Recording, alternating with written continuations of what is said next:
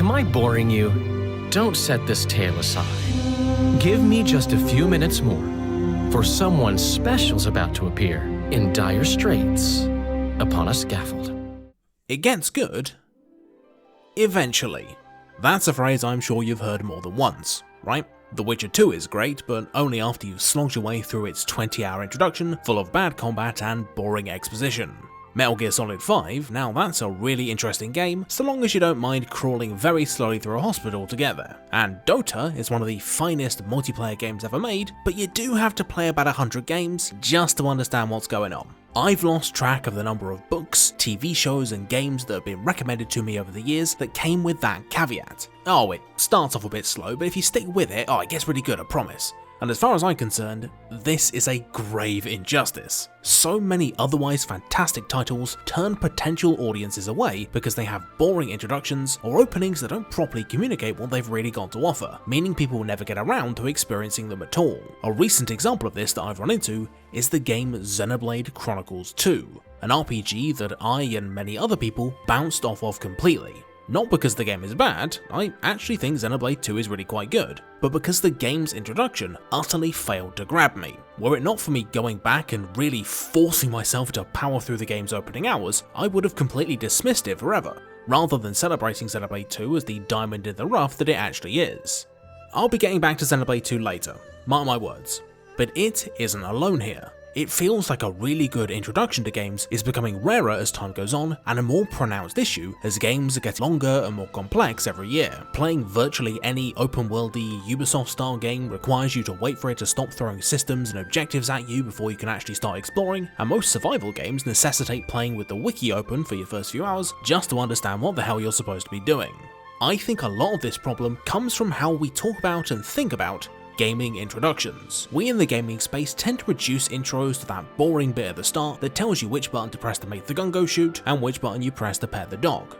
While this is technically true, introductions are also so much more than that. They're a pitch for the entire experience, and by making good ones, games can avoid that seemingly constant problem of being boring until you've already played them a lot, and also let games show themselves off completely during your first play session rather than your fifth. To do this, a game needs to achieve two very important objectives in its opening moments if it wants its audience to stand a hope of sticking around to the end. Firstly, it needs to educate, by filling the audience in not just on how to play, but what to expect out of the rest of the game. For example, Hollow Knight's first zone, the King's Path, teaches you the controls and basic gameplay concepts. However, it's not until the second, the Forgotten Crossroads, the players learn how the game actually works. The Crossroads are responsible for communicating the general vibe of Hallownest as a setting, as well as helping players get to grips with the main Metroidvania gameplay loop of exploration, fighting bosses, and gaining new abilities that let them explore new areas. Only after the Forgotten Crossroads does the game really start to let players off the leash, and it's not until the end of the fight with Hornet in the Green Path that the real game actually gets started. Now, I know what you might be thinking. Architect of Games, you beautiful monster from the video game dimension. That's just a tutorial. What are you talking about?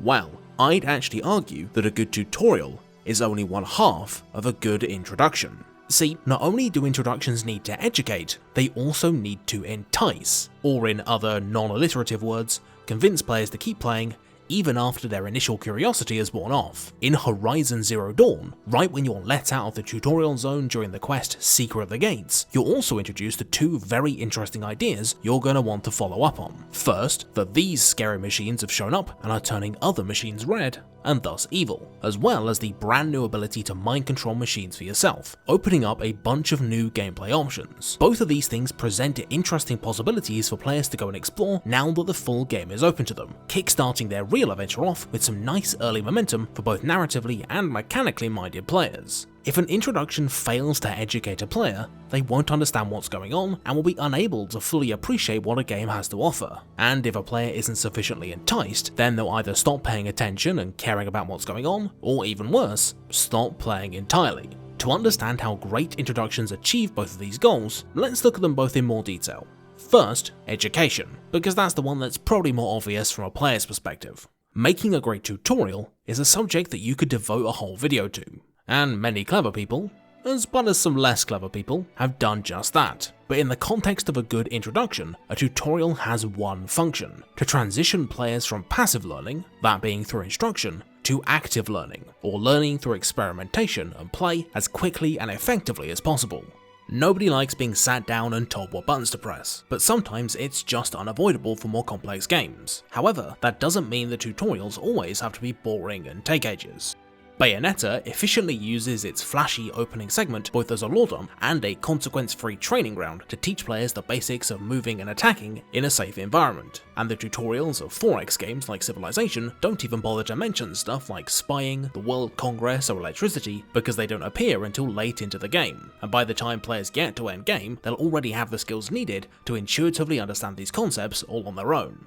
The mechanics of play aren't the only thing a game's introduction can teach, however. It's just as important for an intro to convey the vibe and tone of a game, putting players into the right frame of mind to get the most out of a game as possible. Failing to do this can result in a crucial disconnect that can poison the entire experience. In No Man's Sky, for example, the game makes a big deal out of its survival mechanics and the feel of battling the elements in its opening hour or so, but these systems are rendered all but irrelevant once you got your spaceship up and running, immediately turning away players who wanted an exploration-focused game, whilst also disappointing those who actually liked the feel of surviving in a harsh wilderness.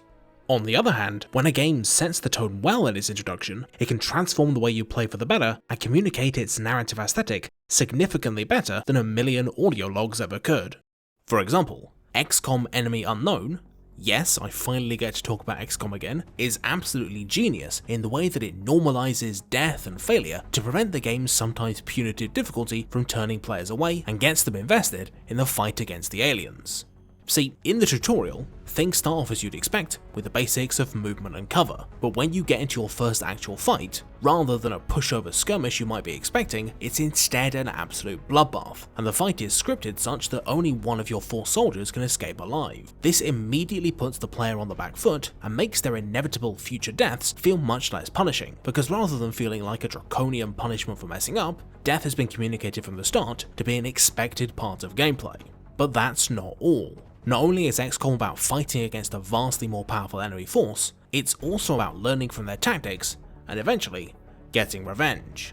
That's why the lone tutorial survivor is guaranteed to immediately promote into a heavy weapons specialist, meaning that when you bring them to the first real mission of the game, you get to get your own back on those filthy sectoids by going to town with a sweet rocket launcher that can annihilate entire packs of enemies in one go, cementing the game's fundamental gameplay loop of this ever-increasing arms race between you and the aliens, with both sides fighting dirty and taking heavy losses along the way.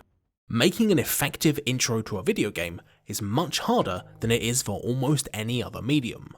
Not only are they on average orders of magnitude more complex from a technical perspective, video games have the added disadvantage of usually being played over multiple sessions and require the player's active input in order to work at all. Citizen Kane never asks you to stop and do a couple of quick time events to get really sad about a sled you used to own that represents your last moments of childhood innocence, because it's just kind of on the screen, so it doesn't really matter if you're not 100% getting it, because the movie is going to continue anyway and you're not expected to come back once it's all over.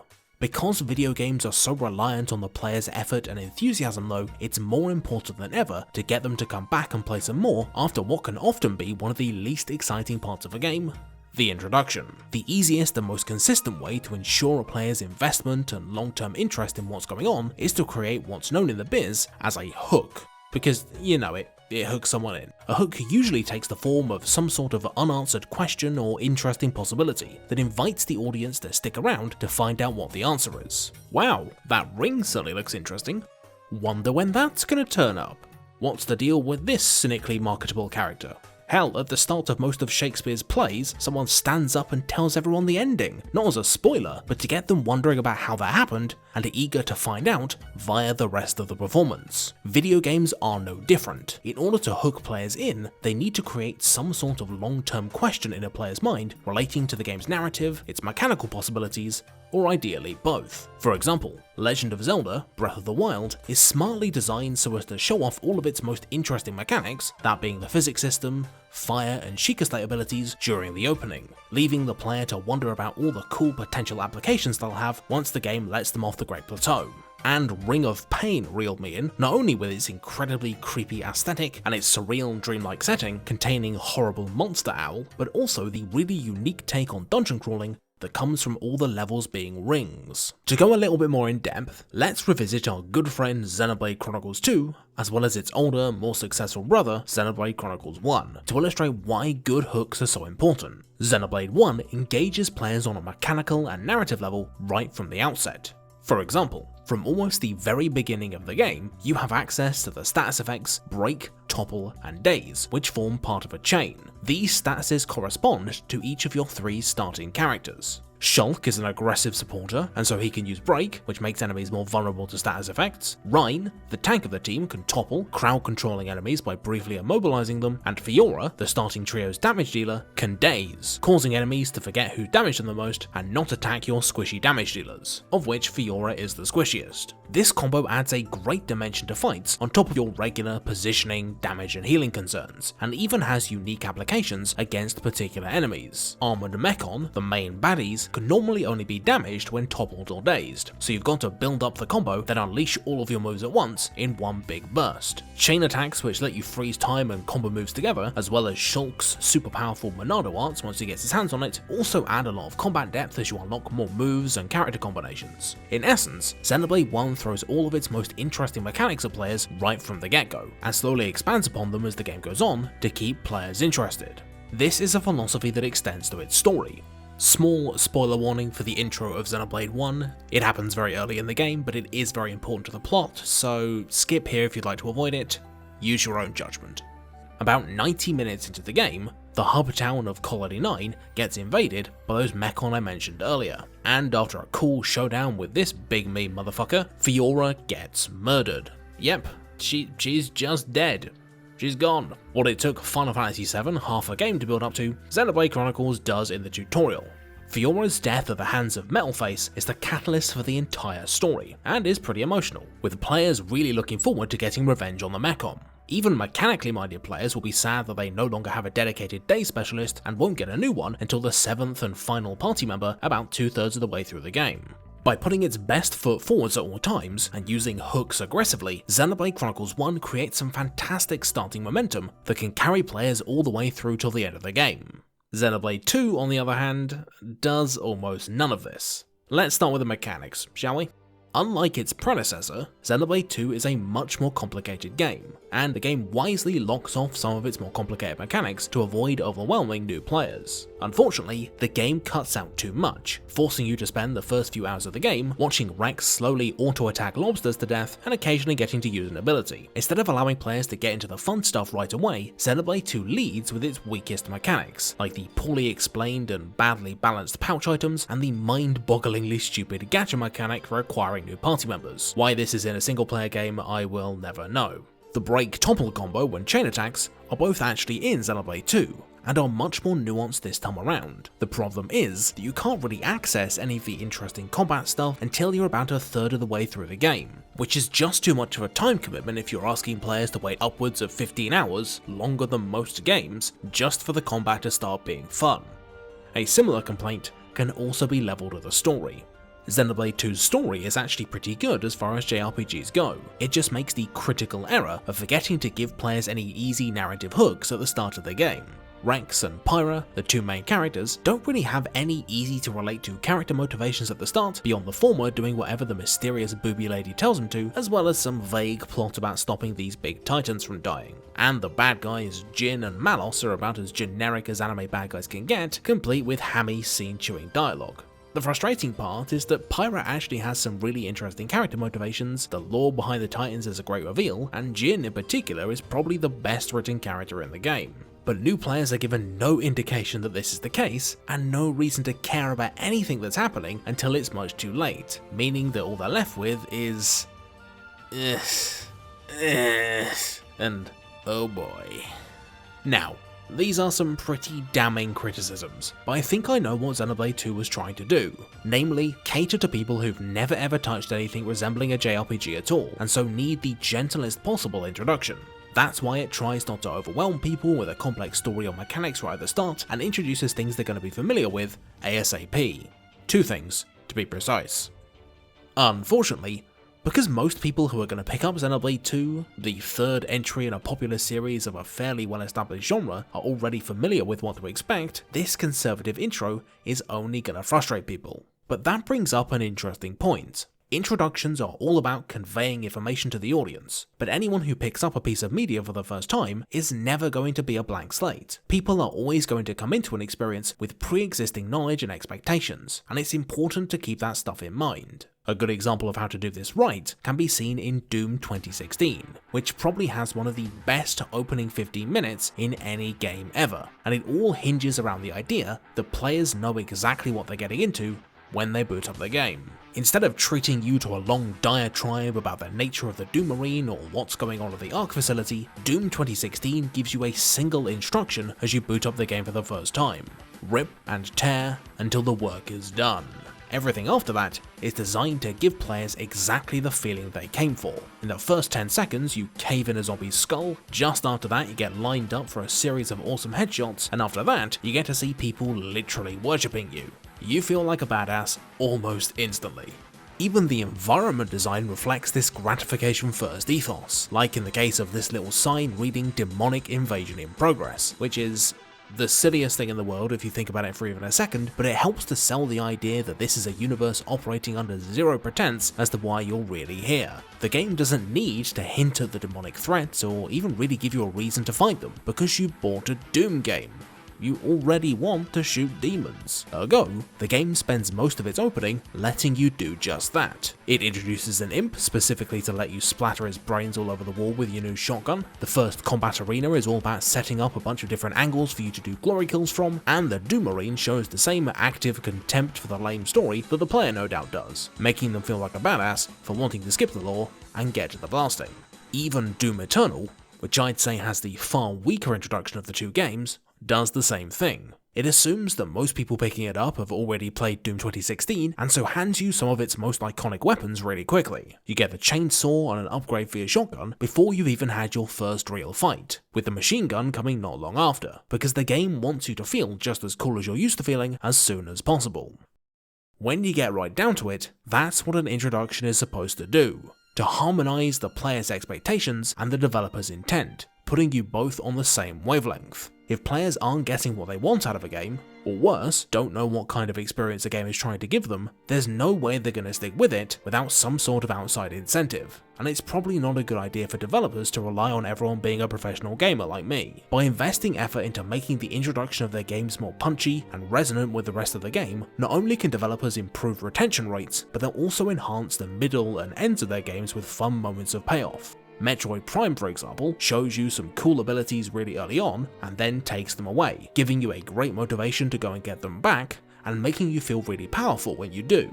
Similarly, if we players can learn to see the starts of games not as obligatory stumbling blocks, but the appetizers that prepare our palate for the main course, not only will we have a much easier time getting into games, but we'll also be able to spot games that try to trick us with their openings as well, like how card games like Hearthstone start off generous and match you against bots, but slowly get stingier and stingier the more you play, creating a big disconnect between the intro and the main body of the game. Some games take time to get good, but more often than not, they don't really need to. As more and more games master the art of the intro, we can spend less time waiting around for them to get good, and more time actually having fun. Because at the end of the day, if a player's not enjoying themselves at the start of a game, they're probably not going to be enjoying themselves at the end either. Right, with the introduction to introductions out the way, let's get to the real topic of the video, that being how Super Mario Bros. World 1-1 teaches you how to jump. I know it sounds pretty crazy, but just stick with me. Hello my lovelies, how are you doing? Good? Oh, great. Here at the end of an unexpectedly long video, I'm going to thank my lovely patrons, who you can see on the side of the screen over there, and promote something that I think deserves my beneficent attention. This time around, it's the Yogscast Jingle Jam, which is a yearly charity drive that comes with a bundle of awesome games as an incentive for donating. Some highlights being Transistor, For the King, and Sunless Sea, all of which are great and come with my recommendation. And of course, the charitable causes are more than worth your money. A thing that also comes with my recommendation is becoming a patron of me. People who become patrons get early access to videos, extra behind the scenes looks at stuff, and even special bonus content. Not that kind of special bonus content. For that, you've got to be a member of my OnlyFans. Anyway, in addition to all that, my top tier supporters also get a special shoutout, and those people are Alex DeLoch, Andrew Lebrano, Asaran, Ashley Shade, Alsakav, Baxter Heel, Big Chess, Brian Notariani, Konstantin Punkt, Daniel Medjes, David Setzer, Dirk Jan Karambeld, Ekton, Edward Franklin Woods, Eugene Bulkin, Evie, Philip Magnus, Gazkul, George Sears, Gretar Hannison, Jacob Dylan Riddle, Jesse Ryan, Joey Bruno, Jordan Gear, Joshua Binswanger, Janos Fakete, Kai Gillespie, Lee Berman, Lucas Slack, Lunar Eagle 1996, Mace Window 54, Max Filipov, Nate Graff, NWDD, Patrick Romberg, Philby the Bilby, Redarex, Regal Regex, Ray's Dad, Samuel Vanderplatz, Sheldon Hearn, Simon Jacobson, Steve Riley, Strateger and Ultima, Wiritos, and Chow. There we go. Thank you very much for watching. I'm going to try and sneak out a video before the special end of the year one, but we'll see how that goes. Alright, bye!